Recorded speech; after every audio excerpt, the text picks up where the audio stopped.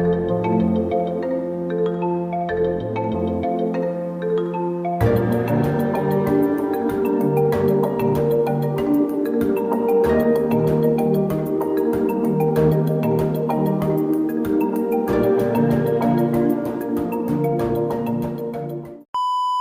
dulu woi, ada yang kurang nih. Belum ada subscribe ya? Subscribe dulu lah, karena subscribe itu gratis guys. Nggak ada ruginya kalian klik tombol subscribe. Selamat menonton, gaspol, gaspol.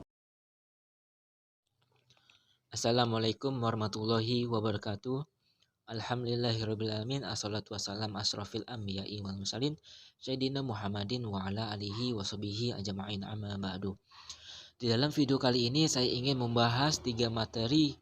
Yang pertama mengenai perkembangan kecerdasan kepribadian, lalu yang kedua konsep dasar perilaku sosial, dan yang ketiga motivasi dan sugesti. Langsung saja kita ke materi yang pertama, yaitu perkembangan kecerdasan dan kepribadian. Sebelum mendalam, kita harus mengetahui apa itu perkembangan. Perkembangan adalah bertambahnya struktur dan fungsi tubuh yang lebih kompleks dalam kemampuan gerak kasar, gerak halus, bicara dan bahasa, serta sosialisasi dan kemandirian. Perkembangan merupakan hasil interaksi kematangan susunan saraf pusat dengan neuromuskuler, kemampuan bicara, emosi, dan sosialisasi. Kesemua fungsi tersebut berperan penting dalam kehidupan manusia yang utuh. Perkembangan bersifat kualitatif yang berukurannya lebih sulit daripada pengukuran pertumbuhan. Perkembangan adalah bertambahnya kemampuan dalam struktur dan fungsi organ tubuh menjadi lebih kompleks dalam pola yang benar, sebagai hasil dari proses pematangan sehingga organ tersebut dapat menjalankan fungsinya. Adapun prinsip perkembangan, yaitu prinsip perkembangan diantaranya adalah perkembangan bergantung pada aspek kematangan susunan saraf manusia, yaitu semakin sempurnanya kematangan saraf, maka semakin sempurnanya pola perkembangan pada anak. Yang kedua, pada proses perkembangan, setiap anak adalah sama, hanya saja kecepatan yang berbeda. Perkembangan juga memiliki pola yang khas dalam mengembangkan sikap dan perilaku anak usia dini. Dalam pendidikan karakter mengacu kepada acuan yang telah ditetapkan Kemendiknas dalam Grand Design Pendidikan Karakter Bangsa. Telah ditetapkan pengelompokan konfigurasi karakter, yakni oleh hati, oleh rasa, oleh pikiran, dan oleh olahraga yang perlu dikembangkan dalam sikap dan perilaku anak usia dini. Baiklah, selanjutnya ke materi kecerdasan. Menurut KBBI, Kamus Besar Bahasa Indonesia, kecerdasan diartikan sebagai inteligensi atau perihal cerdas. Dengan makna lain diartikan perkembangan akal budi yang menuju ke arah yang sempurna. Nah, kecerdasan ada beberapa jenis, yaitu kecerdasan intelektual, kecerdasan emosional, dan kecerdasan spiritual. EQ kerap sekali menjadi penentu kesuksesan masa depan seseorang. Dalam buku Frame of Myth yang pertama kali diperkenalkan pada 1983, menyatakan bahwa ada 8 jenis kecerdasan manusia yang masing-masing mewakili seseorang memproses informasi dengan cara yang terbaik. Yaitu yang pertama, kecerdasan visual atau spasial, yang dimana orang-orang seperti ini pandai memvisualisasikan hal-hal dalam berbagai dimensi.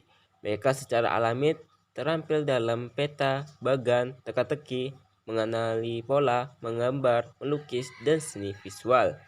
Dan yang kedua, kecerdasan tubuh kinestetik. Mereka yang memiliki kecerdasan kinestetik jasmani dikatakan pandai dalam gerakan dan tindakan tubuh. Mereka memiliki kendali fisik yang luar biasa. Dan yang ketiga, kecerdasan linguistik verbal. Secara linguistik verbal mengacu pada kemampuan menggunakan kata-kata yang baik saat menulis maupun membaca. Yang keempat, kecerdasan intrapersonal. yaitu mereka dengan kecerdasan intrapersonal yang kuat peka terhadap perasaan, pengetahuan keadaan emosi, dan memiliki tujuan yang jelas dalam pikirannya. Dan yang kelima, kecerdasan logis matematis, yaitu orang yang kuat dalam kecerdasan logis matematis, pandai bernalar dan menganalisis masalah secara logis.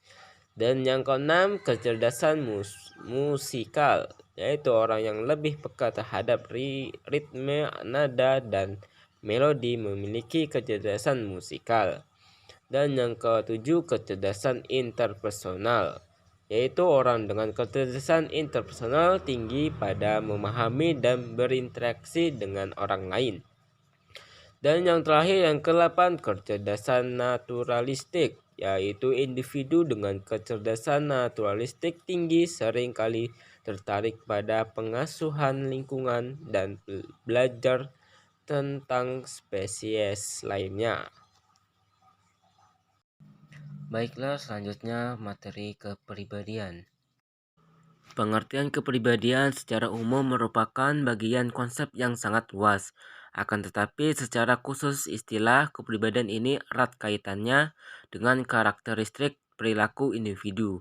Setiap individu yang lahir di bumi ini memiliki kepribadian unik yang dapat dibedakan dari individu yang lainnya. Kepribadian ini adalah dorongan seseorang melakukan tindakan sosial atas dasar perasaan, pengetahuan, dan naluri ilmiahnya. Setiap manusia tentu saja memiliki kepribadian yang berbeda.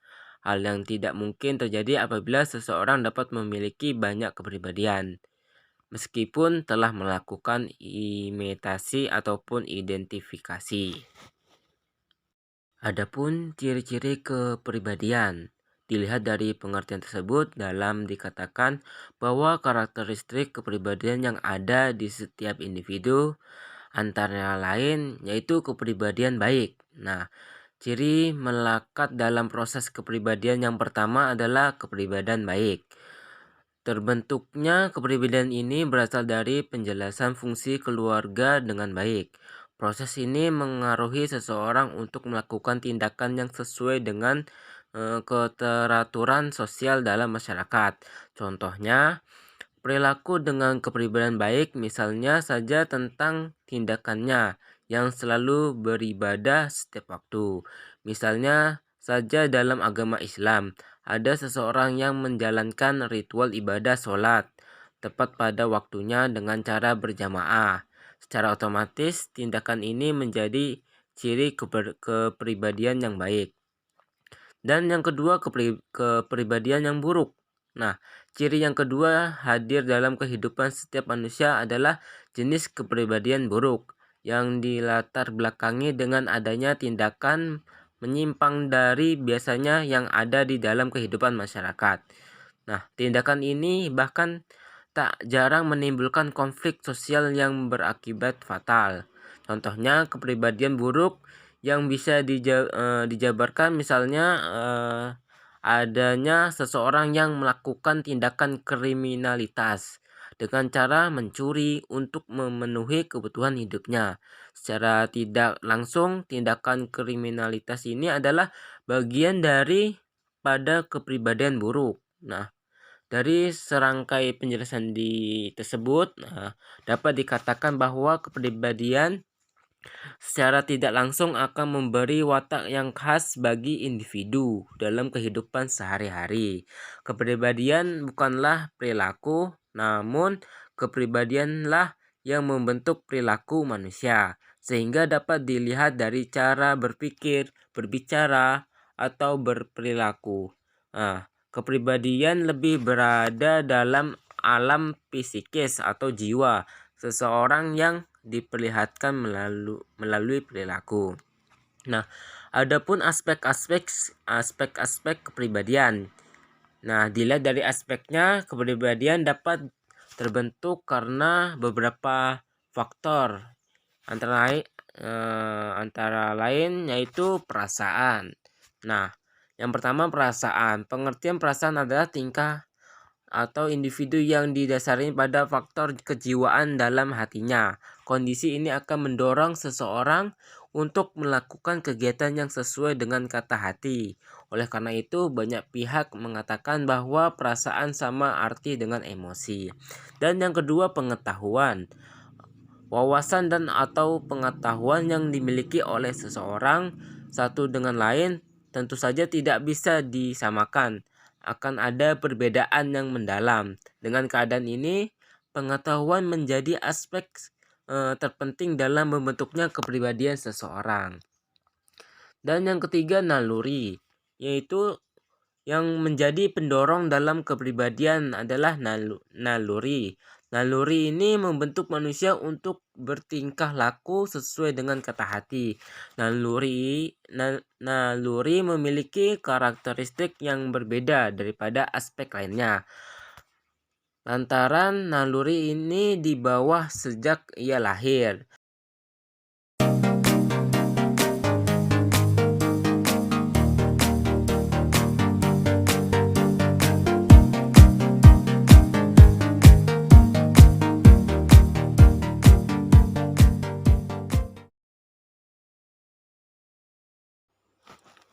Perilaku sosial. Perilaku sosial adalah suasana saling ketergantungan yang merupakan keharusan untuk menjamin keberadaan manusia.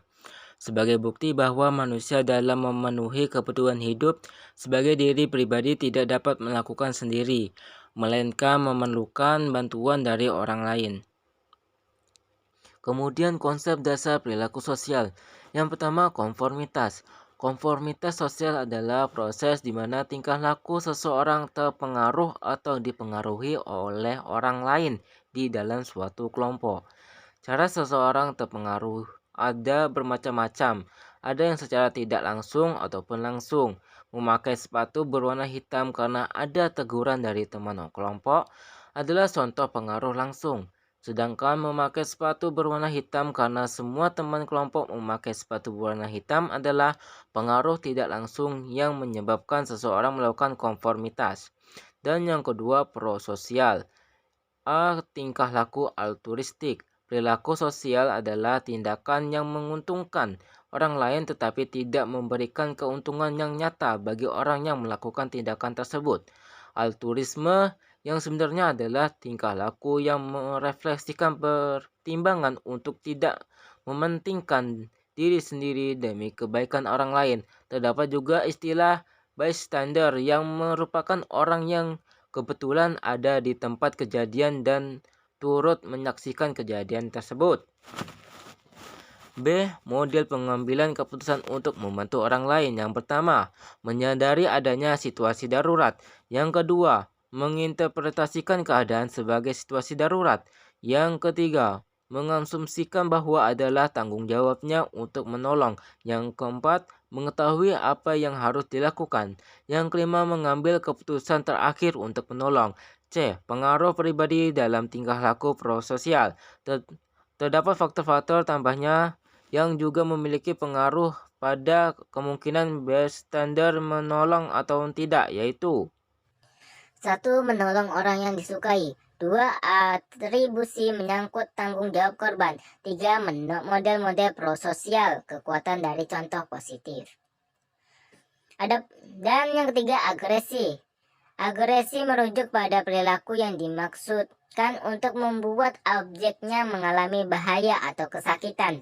Agresi dapat dilakukan secara verbal atau fisik. Adapun jenis-jenis agresi menurut Moyer.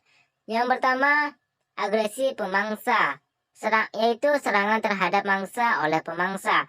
Yang kedua, agresi antara jantan, yaitu potensi antara jantan dari spesies yang sama mengenai akses terhadap sumber tertentu, seperti betina, dominasi, status, dan lain-lain. Ketiga, agresi akibat takut, yaitu agresi yang dihubungkan dengan upaya menghindari ancaman. Yang keempat, agresi teritorial, yaitu mempertahankan suatu daerah teritorial daripada penyusup. Yang kelima, agresi maternal, yaitu agresi dari perempuan atau betina untuk melindungi anaknya dari ancaman. Selanjutnya, persepsi dan kognisi sosial. Konsep dasar. Motivasi adalah kondisi biasanya bersifat internal yang memperangkasai, menggerakkan, atau mempertahankan perilaku seseorang untuk mencapai tujuan tertentu. Persepsi sosial adalah proses yang terjadi ketika mencoba memahami orang lain dan diri kita. Dan kemudian kognisi sosial adalah proses yang terjadi ketika kita menafsirkan, mengingat, dan menggunakan informasi tentang dunia dan diri kita. Kemudian pengertian persepsi menurut para ahli. Menurut Berancana 1964, persepsi adalah pandangan seseorang terhadap sesuatu hal. Di dalam persepsi terjadi proses yang didahului oleh proses penginderaan, yaitu merupakan proses diterimanya stimulus atau rangsangan oleh individu melalui alat indera atau proses sensoris. Kemudian proses tersebut akan dilanjutkan menjadi sebuah persepsi. Persepsi akan ditimbul jika salah satu dari alat indera manusia bekerja. Dan kemudian menurut Moskowitz dan Orgel, yaitu persepsi merupakan proses pengorganisasian, penginterpretasian terhadap stimulus yang diterima oleh organisme atau individu sehingga merupakan suatu yang berarti dan merupakan aktivitas yang integrate dalam diri individu. Kemudian menurut Davidoff atau persepsi, proses pengorganisasian dan menginterpretasikan terhadap stimulus oleh organisme atau individu sehingga didapat sesuatu yang berarti dan merupakan aktivitas yang terintegrasi dalam diri individu. Kemudian menurut Gibson, yaitu persepsi sebagai suatu proses pengenalan maupun proses pemberian arti terhadap lingkungan oleh individu. Dan adapun proses persepsi yang pertama, menurut Sunario 2004, yang pertama proses fisik, yaitu objek menimbulkan stimulus, lalu stimulus mengenai alat responer. Dan yang kedua proses fisiologis, yaitu stimulus yang diterima oleh indera diteruskan oleh saraf sensoris ke otak. Yang ketiga proses psikologis, yaitu proses dalam otak sehingga individu menyadari stimulus yang diterima. Adapun kesimpulannya, prosesnya ada 3 tahap, yaitu yang pertama tahap penerimaan stimulus, yang kedua tahap pengelolaan stimulus, yang ketiga tahap perubahan stimulus. Menurut Newcomb, ada beberapa sifat yang menyertai proses persepsi, yaitu yang pertama konsistensi, yang kedua selektif, yang ketiga proses organisasi yang selektif.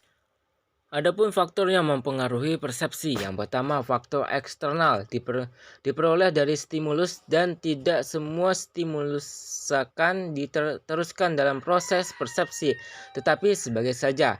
Yang kedua, faktor internal berasal dari individu dan saat menghadapi stimulus dari luar, individu bersikap selektif untuk menentukan stimulus mana yang diperhatikan sehingga menimbulkan kesadaran individu.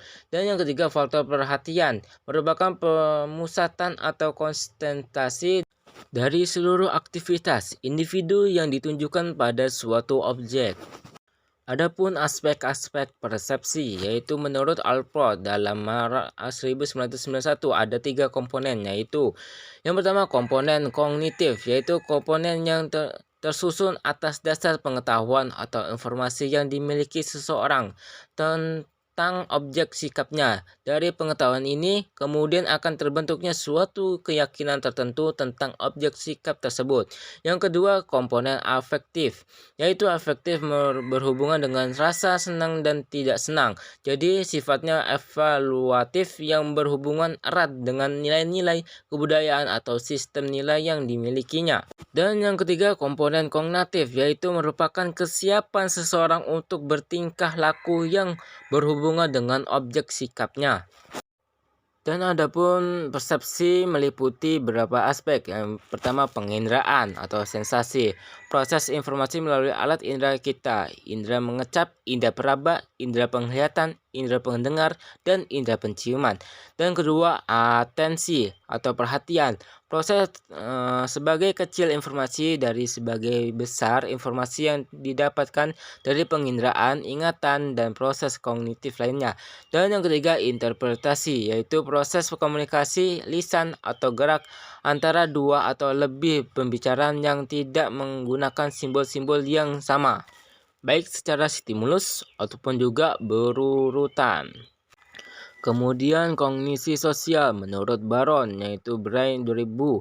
Kognisi sosial merupakan cara individu untuk menganalisa, mengingat, dan menggunakan informasi mengenai kejadian atau peristiwa-peristiwa sosial.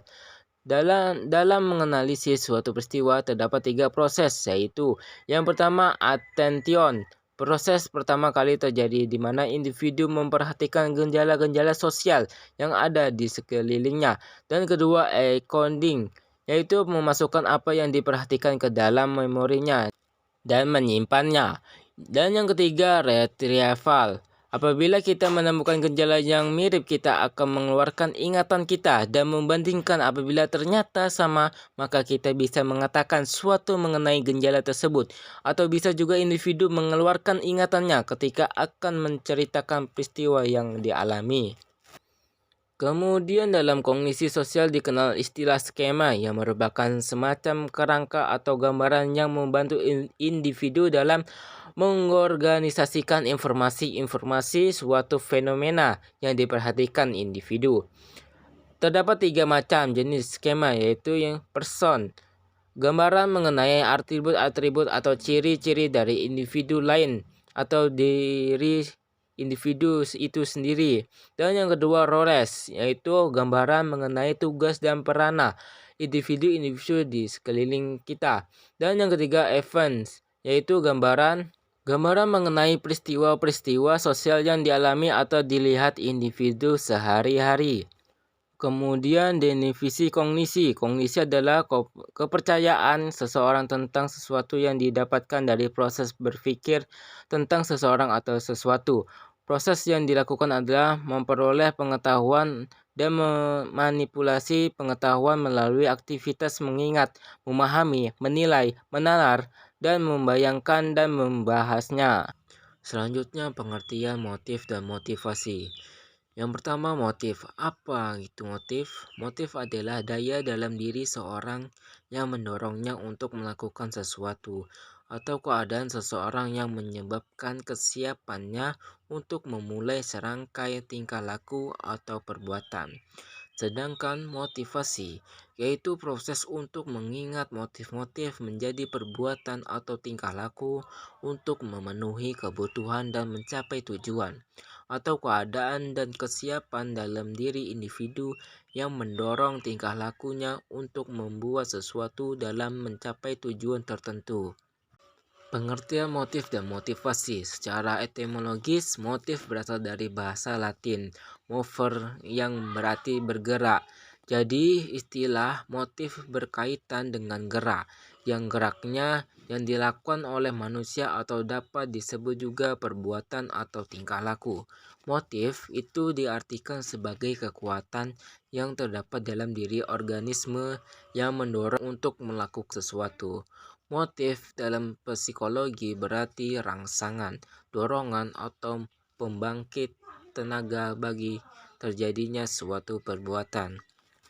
Adapun pengukuran motif, yang pertama, durasi kegiatannya, yang kedua, frekuensi kegiatannya, yang ketiga, persentensinya atau ketepatan atau kelekatan, yang keempat, devosi yaitu pengabdian, dan yang kelima ketabahan, yang keenam tingkatan aspirasinya, yang ketujuh tingkatan kualifikasi dari presentasi yang dicapai dari kegiatannya, dan yang terakhir yang kedelapan arah sikapnya terhadap sasaran kegiatannya. Selanjutnya pengertian motivasi, yaitu dorongan yang timbul pada diri seorang secara disadari maupun tidak disadari untuk melakukan suatu tindakan dengan tujuan tertentu. Yang kedua, usaha-usaha yang dapat menyebabkan seseorang atau sekelompok orang tertentu tergerak melakukan sesuatu karena ingin mencapai tujuan yang diinginkan. Motivasi memiliki 3 aspek. Yang pertama, keadaan terdorong dalam diri organisme, yaitu kesiapan bergerak karena kebutuhan, misalnya kebutuhan jasmani karena keadaan lingkungan atau karena keadaan mental seperti berpikir. Yang kedua, perilaku yang timbul dan terarah karena keadaan yang terdorong dalam diri organisme. Dan yang ketiga, tujuan yang dituju oleh perilaku tersebut. Adapun sejumlah indikator untuk mengetahui siswa yang memiliki motivasi dalam proses pembelajaran. Di antaranya adalah memiliki gairah yang tinggi. Yang kedua, penuh semangat. Yang ketiga, memiliki rasa penasaran atau rasa ingin tahu yang tinggi. Yang keempat, mampu jalan sendiri. Ketika guru meminta siswa mengerjakan sesuatu. Yang kelima, memiliki rasa percaya diri. Yang keenam, memiliki daya konsentrasi yang lebih tinggi.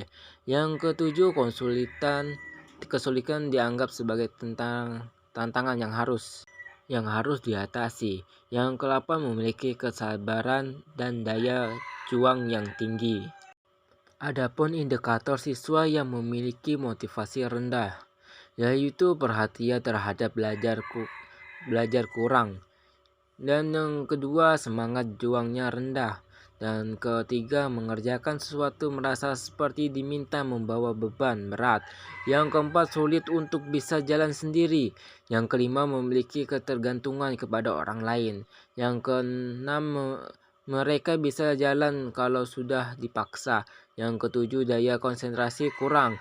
Yang kedelapan, mereka cenderung menjadi pembuat kegaduhan. Adapun metode pengukuran motivasi, yaitu observasi, yaitu metode pelaporan diri, wawancara pendalaman, tes proyektif, kelompok fokus. Nah, bagaimana mengukur motivasi? Sulit karena motivasi merupakan suatu yang abstrak, tidak bisa diraba, dipegang, dicium. Kualitatif sehingga digunakan berbagai metode, yaitu observasi dan inferensi, pelaporan diri, teknik proyek, dan grup diskusi FGD. Adapun contoh pengukuran motivasi dengan tes proyektif yang uji asosiasi kata. Responden diminta untuk mengungkapkan kata pertama yang muncul dalam benak mereka saat mereka membaca kata-kata berikut. Sikap gigih, pasta gigi, dan berkumur. Dan kedua, metode penyelesaian kalimat. Responden diminta untuk melengkapi sejumlah kalimat parsial. Kalimat yang belum lengkap dengan suatu kata atau fase yang pertama kali muncul.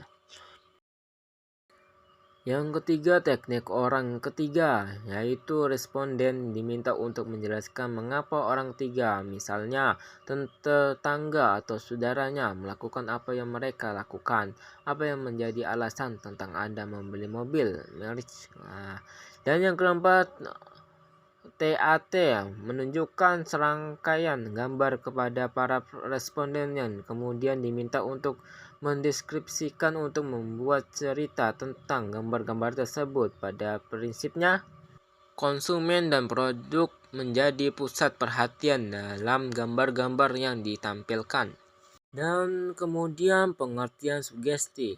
Apa itu sugesti? Sugesti adalah suatu proses di mana seorang individu menerima suatu cara penglihatan atau pendoman tingkah laku dari orang lain tanpa kritik terlebih dahulu. Sugesti ini adalah pemberian pengaruh atau pandangan dari satu pihak kepada pihak lain. Akibatnya, pihak yang dipengaruhi akan tergerak mengikuti pengaruh atau pandangan itu dan menerimanya secara sadar atau tidak sadar tanpa berpikir panjang. Sugesti biasanya dilakukan oleh orang-orang yang berwibawa dan berpengaruh besar di lingkungan sosialnya, dari kelompok besar terhadap kelompok kecil ataupun orang dewasa terhadap anak-anak. Faktor yang mempengaruhi sugesti yaitu kuat tidaknya sugesti dari luar, kuat tidaknya pendirian bagi yang disugesti, tingkat pendidikan, baik tidaknya metode pendekatan yang digunakan, jenis kelamin, umur, keadaan sementara dari orang yang disugesti, latar belakang sosial subjek, dan jumlah subjek yang akan dipengaruhi. Terima kasih, kurang lebihnya mohon maaf atas kekurangannya, dan semoga bermanfaat bagi kita semua. Unzur makola wala tanzur makola billahi fi sabilil haq. Wassalamualaikum warahmatullahi wabarakatuh.